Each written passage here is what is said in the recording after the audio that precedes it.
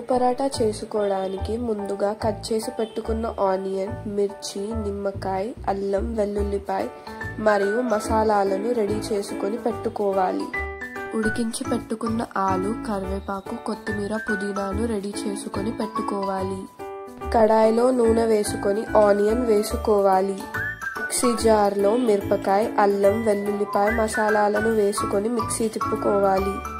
టేస్ట్కి తగినంత ఉప్పు, కొంచెం పసుపు, పుదీనా, కొత్తిమీర, కరివేపాకు వేసుకొని మిక్సీ తిప్పుకోవాలి.